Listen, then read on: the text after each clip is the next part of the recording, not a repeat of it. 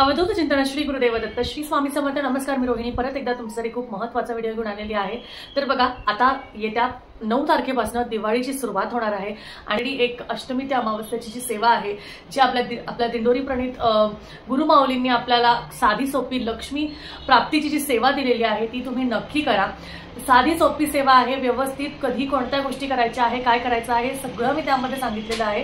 तर तुम्हाला जर का हवं असेल तर तुम्ही नक्की तो व्हिडिओ बघू शकता आणि त्यानुसार तुम्ही त्या ज्या सेवा आहेत त्या नक्कीच करू शकता। आता तुम्हाला ज्या काही गोष्टी करायच्या आहेत, बघा दिवाळी येण्यापूर्वी म्हणजेच माता लक्ष्मी आपल्या घरात येते। दिवाळी म्हणजे काय, तर माता लक्ष्मीचं आगमन आपल्या घरी होत असतं। तर त्यासाठी आपल्याला काही संकेत मिळत असतात आणि जे संकेत आपल्याला मिळतात हे संकेत आपल्याला सांगतात की आपल्या घरात भरभराट होणार आहे, धनप्राप्ती होणार आहे, माता लक्ष्मी आपल्या घरी येणार आहे आणि त्याचबरोबर माता लक्ष्मी आगमन करणार आहे। तर बाकी कुठल्या सुख समृद्धी आणि कुठल्या प्रकारचं आपल्यासाठी एक नवीन आयुष्य घेऊन येणार आहे, त्यासाठी तुम्हाला माता लक्ष्मीचे जे संकेत आहे ते काय असतात, कशा निमित्ताने आपण माता लक्ष्मीला आकर्षित करू शकतो, लवकरात लवकर आपण माता लक्ष्मीला आपल्या घरी आकर्षित करून तिला मनोभावे तिला आपण आपल्या घरात आगमन करू शकतो, याची आपण आज व्हिडिओमध्ये 5 अशा गोष्टी बघूया ज्याने माता लक्ष्मी लवकरच आपल्या घरी येते। तर बघा, काही संकेत माता लक्ष्मी आपल्याला देते, त्यामध्ये बरेचसे असे संकेत आहेत ज्यामध्ये तुम्हाला साध्या साध्या गोष्टी आहेत, खूप सिंपल गोष्टी आहेत, पण तुम्हाला लक्षात येणार नाही की नाही ह्या सुद्धा गोष्टी केल्याने आपल्या घरात लक्ष्मीचं आगमन होऊ शकतं। सगळ्यात पहिली गोष्ट म्हणजे माता लक्ष्मीला संपत्ती आणि ऐश्वर्याची देवी मानली जाते आणि ज्या घरांमध्ये लक्ष्मीचा वास असतो त्या घरामध्ये कधीही पैशाची कमतरता नसते असं म्हटलं गेलं आहे। कधीच धान्याची पैशाची कमतरता पडत नाही आणि जरी काही वाटलं तरी कुठून ना कुठून मार्ग त्यांचे उघडत असतात असं होतं। त्याचमुळे घरात लक्ष्मी येण्यापूर्वी देवी लक्ष्मी काही खास संकेत आपल्याला देते आणि ते संकेत नक्की काय आहे ते आपण आता बघूया। सगळ्यात पहिलं बघा, घुबडाला लक्ष्मीचे वाहन असे म्हटले जाते, त्यामुळे जर का तुम्हाला घराच्या आजूबाजूला अचानक घुबड दिसलं तर ते खूप शुभ मानलं जातं आणि त्याचबरोबर असं सूचित करण्यात येतं की देवी लक्ष्मी लवकरच तुमच्या घरी येणार आहे, म्हणजे कुठले तरी मार्ग तुमचे उघडणार आहे आणि माता लक्ष्मी तुमच्या घरात आगमन करणार आहे। म्हणजे माता लक्ष्मी आगमन करणार म्हणजे लक्ष्मी मातेचा वास तुमच्या घरात होणार आहे, म्हणजे लक्ष्मी माता अखंड वास तुमच्या घरात करणार आहे। एकदा माझ्या सुद्धा बाबतीत असं झालेलं, मी माझी सकाळची आवरावर चाललेली, मला जे काही आपले दिवसभराचे कामं असतात सकाळची आवरावर चाललेली आणि मी माझ्या गॅलरीत मग मला झाडाला पाणी का काहीतरी करायला म्हणून मी चाललेले माझ्या बेडरूममध्ये, दुसऱ्या बेडरूममध्ये, आणि तिकडनं शेवटच्या गॅलरीमध्ये आमची तिथे खूप झाडं आहेत आणि ते आमच्या बिल्डिंगचा कोपऱ्यातला फ्लॅट असल्यामुळे कोपऱ्यात बरेचशी जी पक्षी असतात, कबूतर असतात ते तिथे येऊन बसतात बऱ्याचशा वेळेस। तर एकदा खूप खूपच मोठा पक्षी असा त्या गॅलरीच्या कोपऱ्यावर बसला। मी तुम्हाला सांगते, माझ्या अंगावर काटा आलाय। तर खूप मोठा पक्षी असा त्या कोपऱ्यावर गॅलरीच्या त्या कॉर्नरवर येऊन बसला आणि मी एकदम म्हणजे असं ओरडायचं पण माझं तोंड बंद करून घेतलं, ओरडणार पण मी तोंड बंद करून घेतलं। मला सुचेना की ते काय आहे, म्हणजे मी मागणं बघितलं कारण ते मला एकदम असं म्हणजे मी घाबरले की काय आहे। मी माझ्या मिस्टरांना बोलवलं तर त्यांनी मला सांगितलं की हे घुबडाचाच एक प्रकार आहे।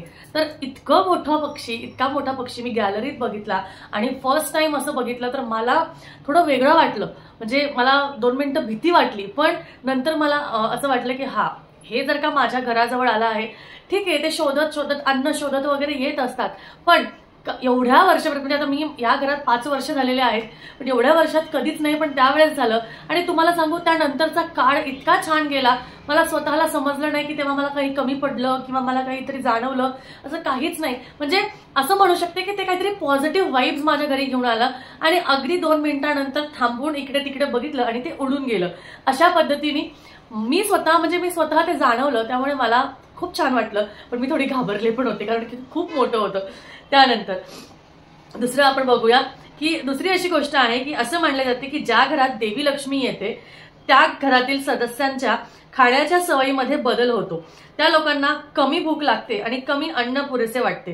हे लोक मांसाहारापासूनही दूर राहतात। म्हणजे आता एखादी व्यक्ती आहे, तिला मांसाहार खूप आवडतो, मदिरापान म्हणजे मद्यपान, मांसाहार करायला खूप आवडतं आणि अचानक त्या व्यक्तीला जर का मध्येच असं वाटायला लागतं की अरे मला नकोय, मला इच्छाच होत नाही नॉनव्हेज खायची, मला नकोय ते, मला इच्छा नाही होते, तर अशा ठिकाणी अशा लोकांच्या मनात जेव्हा नॉनव्हेज पासून दूर राहण्याची इच्छा होते, मद्यपान ह्या सगळ्या गोष्टींपासून दूर होतात त्या लोकांमध्ये म्हणजे आता त्यांचा चांगला मार्ग, त्यांची चांगली वृत्ती तयार होणार आहे. त्यांच्या चांगल्या म्हणजे मी असं म्हणत नाहीये लगेच यावर तुम्ही माझ्या ह्याच्यावर नका जाऊ की मी म्हणते की नॉनव्हेज खाणे लोक चुकीचं आहे.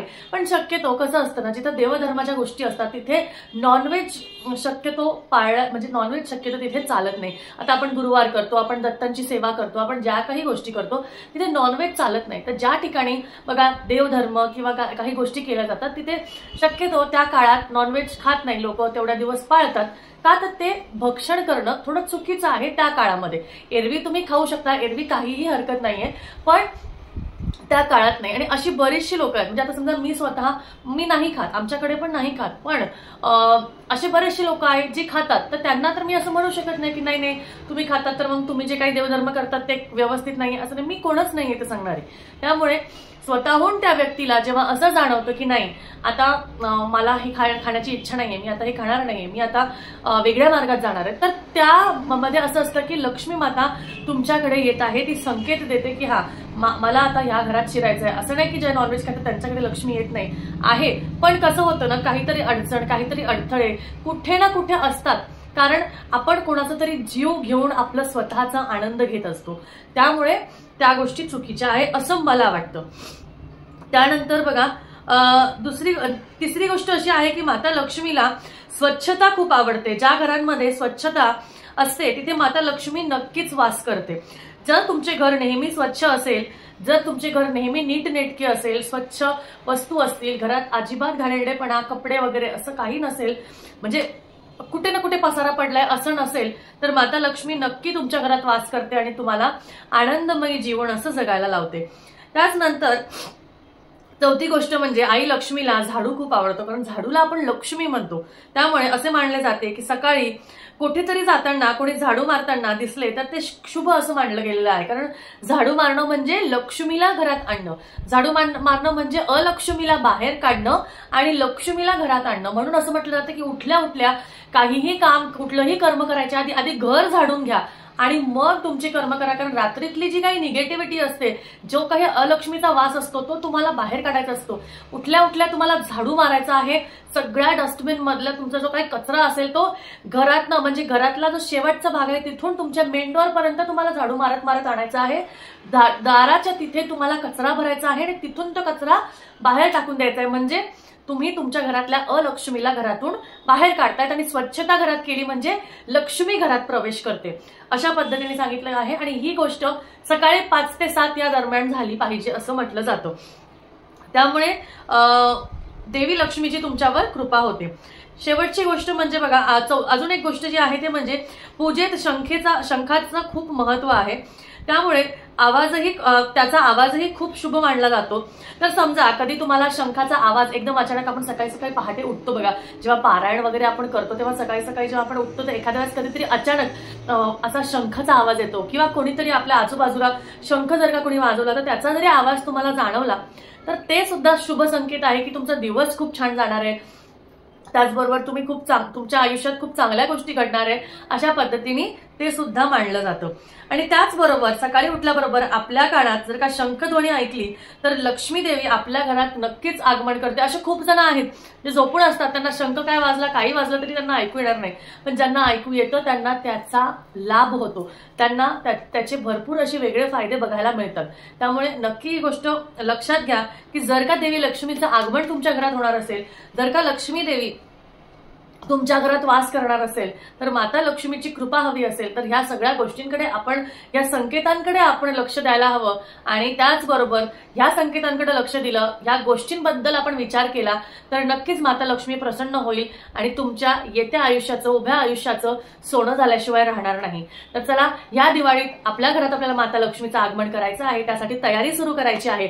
तर आता दिवाळी आपल्याला आलेली आहे जवळ, तर काय काय करायचं आहे, काय काय नाही, या सगळ्याबद्दल मी तुम्हाला घेऊन येणार आहे छान असे व्हिडिओज. त्यामुळे लक्षात ठेवा, चॅनल सबस्क्राईब करून ठेवा, असे भरपूर नवनवीन व्हिडिओज तुमच्यासाठी मी घेऊन येणार आहे. तर भेटूया परत. श्री स्वामी समर्थ.